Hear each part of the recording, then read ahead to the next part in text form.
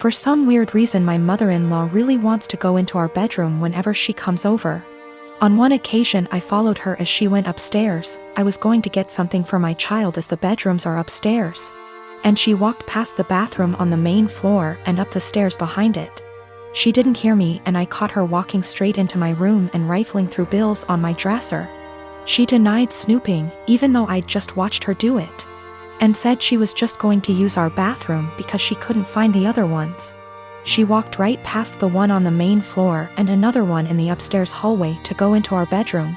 Since that happened, I installed an exterior doorknob that requires a key on our bedroom door and one on the door to our office / spare bedroom. However, she's still always forgetting where the bathroom is and trying the bedroom and office door.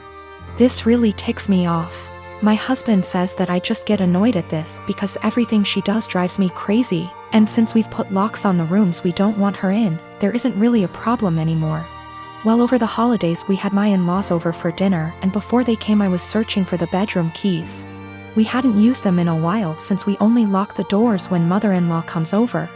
My husband told me we didn't need to lock the doors since she wouldn't try to get into the rooms, and I insisted that she would because she loves to snoop. We went back and forth and decided to cover the doorknobs in superfine glitter to see if she tried them. I did this once before when husband didn't believe me about the snooping to prove she'd been in the rooms. Last time she ignored the glitter and we didn't say anything about it, but then my husband couldn't deny that she'd tried to snoop. So this time I covered the knobs in glitter and for the office went a touch further and rigged a little folder of glitter over the door to the office before the in-laws came over. I left it one side unlocked, French doors, and it was set so if you walked in the room you would get covered in glitter. Husband goes out of his way to show his mom the main floor bathroom when they got here and specifically asks his parents and sister not to go upstairs. There's a baby gate so the kids can't get upstairs either. Well, guess who had to go to the bathroom and got covered in glitter and had it all over their hands and hair? She completely lost it and started screaming at me, so I yelled back and now my husband is saying I went too far. Apparently her car is ruined now too because it's covered in glitter that she can't get cleaned up. I will be ordering some cellulose glitter that is biodegradable and safer for future projects. And if she comes over again I will set up a camera. Or at least print out some fun fake documents so if she snoops again she can at least find something interesting. I believe it started when I was around 6 years old. My parents often had friends over in the house. I didn't know they were polyamorous OFC.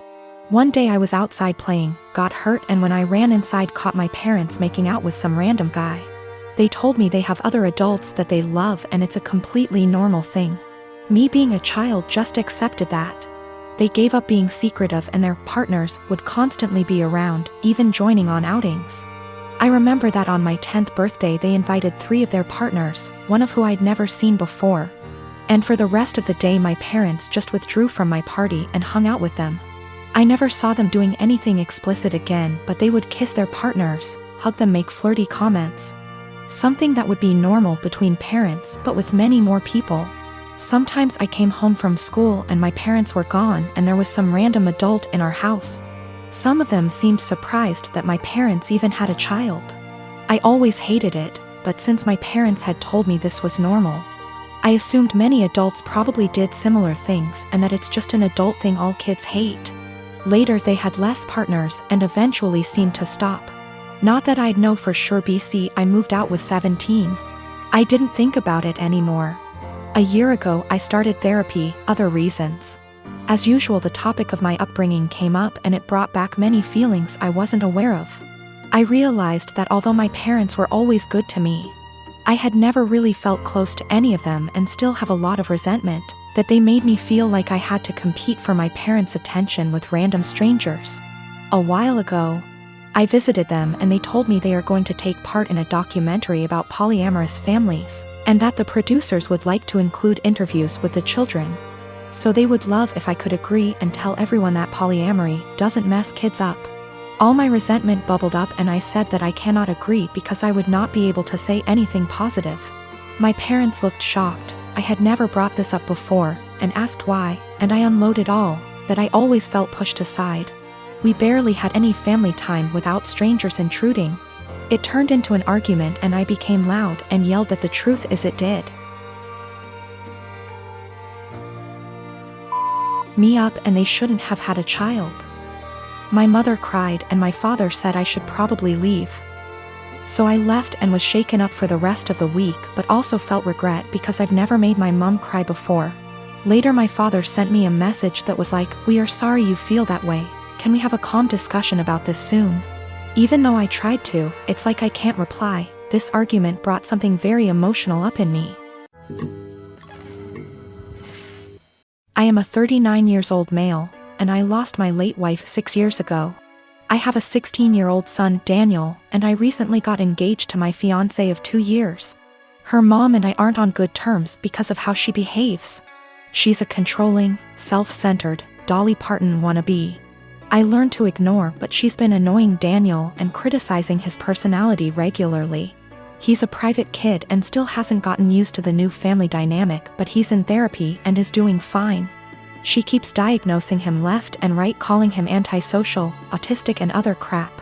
Fact is, Daniel is a shy, well-mannered kid, but people confuse that with being antisocial. Mother-in-law tried several times to force Daniel to open up by embarrassing him with personal questions on family dinners and test his personality type. I've realized the effect her behavior had on Daniel, so I gave him the choice to no longer be in the same room / house as mother-in-law, and he appreciated this a lot. Mother-in-law didn't like that Daniel kept his distance and no longer visits and kept ing about how spoiled he will become for her daughter to deal with. I told her to stop bringing it up, but she cried, "I'm just doing this for Danny." Last week she visited unexpectedly, wanting to say hi to Daniel. After Daniel greeted her, he went into the bathroom and she went into the living room with my fiancé. I was in my bedroom when Daniel came and said his journal was gone. We looked for it but didn't find it. I asked my fiancé, who was alone in the kitchen, but didn't see it. I paused for a second to ask where mother-in-law was. My fiancé said in the living room, but I saw her coming down the stairs. I asked where she was. She said the bathroom. I saw her purse in hand, so I bluntly asked if she took Daniel's journal. She looked offended and called for my fiancé when I insisted to see inside her purse. She wanted to leave, but I didn't let her. Fiancé told me to stop it, but I insisted, and the journal was there. Mother-in-law tried to explain this was her only chance to get to know Daniel better because she cares about him. I blew up at her and berated her for stealing from my son and told her she's banned from my house for the stunt she pulled. She argued with me, then left. My fiancé apologized for her but said banning her from the house was over the top. It backlashed and father-in-law argued and hoped his daughter realizes how I am and call off the wedding for refusing to apologize to Mil. Fiancé said her family won't come to the wedding till I reconcile with her mom and cancel the ban, but I won't let my son be disrespected in his own house and asked my fiancé to understand. I'm refusing to reconcile but am aware this could ruin my relationship with all my in-laws, not just mother-in-law, and my fiancé thinks I'm selfish to cause drama. My husband, Jonah, passed away unexpectedly a month ago from a stroke. I don't want to get specific about that part. It's the worst pain I've ever felt in my entire life. And I'm still not sure how I'm ever going to move on. We were married for 5 years, together for 7. The past 2 years we've been trying for a baby, but we're just getting to the point of considering IVF when he died. Jonah had a close friend in high school named Marjorie. Marjorie also ended up going to the same university as he did, and they spent a lot of time together during those college years. Jonah said that he liked Marjorie's company, but never felt anything beyond friendship with her, which I totally believe. Jonah dated other women during that period, but told me that several times Marjorie hinted that she wanted him to ask her out. She also joked about wanting him to be her plan B in case she didn't meet someone and get married by 30. By the time I'd started dating Jonah, he had moved a couple hours away from his hometown, and Marjorie. Despite this, Marjorie immediately began finding excuses to come to our town and hang out, which usually involved her encouraging us to go drinking, and then her passing out on the couch at Jonah's apartment. I didn't mind her for the most part, but she had a habit of saying things like, "You know you ruined our marriage pact." and pointing out all the things that she knew about him, like what he took in his coffee, his favorite bands, etc. Over the course of our relationship, and especially after we got married, Jonah definitely put some distance into his relationship with Marjorie. He confided in me that he felt he had outgrown her and that they really had little in common anymore. He stopped responding to her invitations to hang out as often, though he would occasionally call to catch up out of guilt. Especially when she would text him or leave messages saying she was so sad he was ignoring her, and the like. But now he's gone. I had him cremated, like he wanted. We haven't done the memorial service yet. It was too hard for me to even imagine the first couple of weeks. And I also wanted to give time for some out-of-state people to make travel plans. The memorial is this weekend. However, 2 weeks ago, I received an email from Marjorie sent to around 60 people, including Jonah's family, saying that she was holding a memorial service for Jonah in the town where they grew up, the day before his memorial here. I was completely blown away, seeing as she hadn't mentioned anything to me or even attempted to call. Along with the details, the email said that she was planning the memorial in light of the fact that no other service had yet been held in his memory, and he deserved to be laid to rest with honor. For the record, she was invited to the memorial, which I've been planning, and knew it was happening. I called her, of course, and told her that while I appreciated her willingness to help with Jonah's goodbye, I was already planning a service for him that would involve all of his family and friends. She immediately went on the defensive, and said that she had only started to plan a service when she realized I wasn't willing to do it in a timely manner. I told her that the timing wasn't her choice to make, but that if she wanted to have a memorial of some kind, to please just add on the invitation that his official memorial was going to be held this weekend. She said fine. I sent a message to all of Jonah's invited friends and family to make sure that they knew the real service, with both of our families, was going to be here, and then just washed my hands of the whole thing. This week I received a message on Facebook from Jonah's cousin, saying that Marjorie, who has apparently blocked me on Facebook, created an event for Jonah's official memorial service, her memorial, and invited everyone she possibly could. I've been getting blown up with emails asking which day the memorial is, and where. I'm honestly furious. I don't have the emotional energy to deal with this. I ended up putting a post up on my wall, reiterating the date of his service here, and asking people to please share it. Thankfully, I think the older members of the family don't use Facebook or email very often, so most of them haven't been confused, but a lot of people now think that Marjorie's service is the real one. I called Marjorie again, asking her to add an addendum to her event saying that his actual memorial was going to be here. She told me that Jonah would have wanted it this way, and that if I couldn't appreciate her efforts, I wasn't invited to say goodbye to Jonah.